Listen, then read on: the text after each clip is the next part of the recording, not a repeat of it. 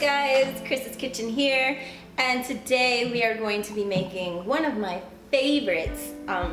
Vegans, cover your ears.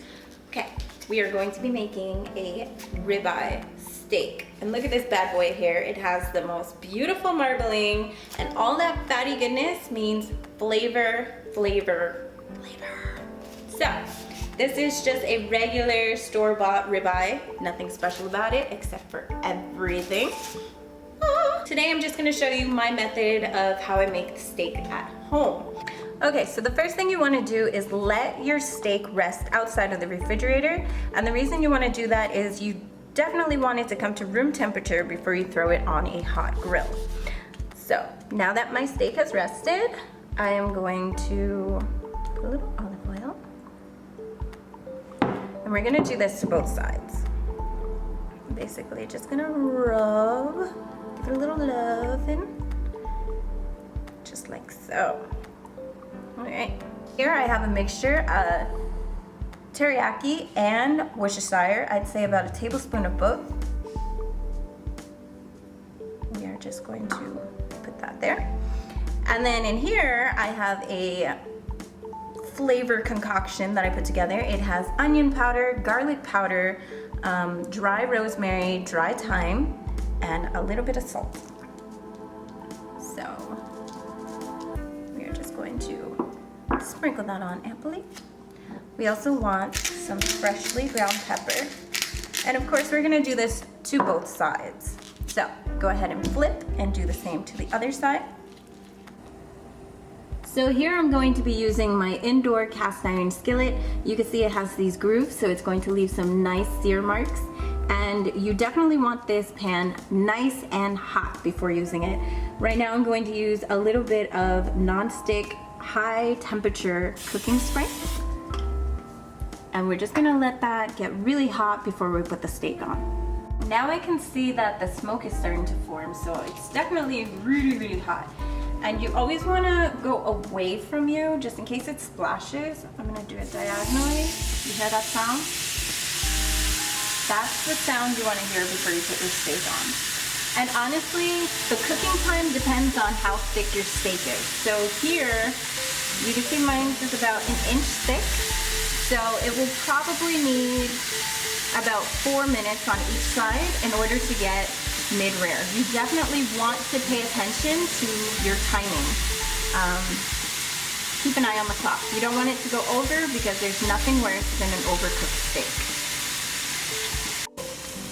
So about halfway during the cooking time, you rotate it 90 degrees. So originally I put it this way, and now you can see it's this way.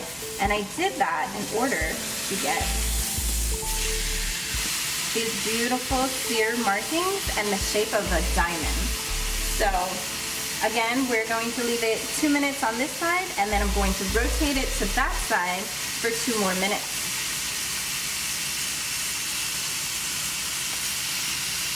So I just rotated it to 90 degrees, and at this point I'm just gonna throw some green onion on there, let that grill up too, and a couple of cherry tomatoes. Let those grill on the side there. I also put the broiler on, so 500 degree broiler, and I'm just gonna pop this in for about a minute. Just make sure that it cooks all the way through. Get this fat nice and crispy and cooked. Alright, and like I said, we're just gonna toss this in there for literally just a minute. So set timer 1 minute, start. Go baby, go. Alright, and basically we're just gonna take this beauty. Alright. Right now we're going to take it out of the hot pan and let it rest. If you leave it in the pan, it continues to cook and it will definitely go over where you want it. And you know what? I'm gonna throw this back in the broil just because I want those tomatoes to burst and get nice and charred. So basically you let the steak rest so that the juices can remain in it. Like if you take it out and just immediately cut on through, You're gonna let all those juices out and release, and then you're gonna have a dry ass steak. And nobody wants a dry ass steak. So it's been resting, I'd say about 5 minutes.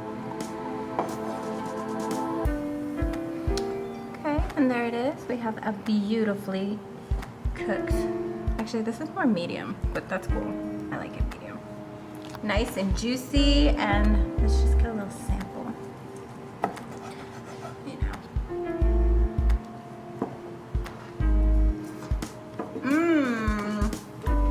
I think my cameraman wants some. Let me see what he says. Cameraman. Flavorful and juicy, right? Glad I took this job.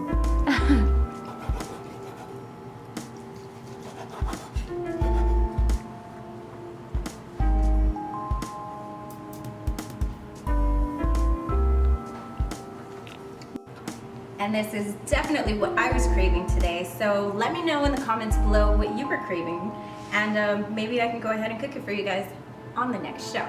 So thank you for tuning in, and like, subscribe, and I'll see you soon.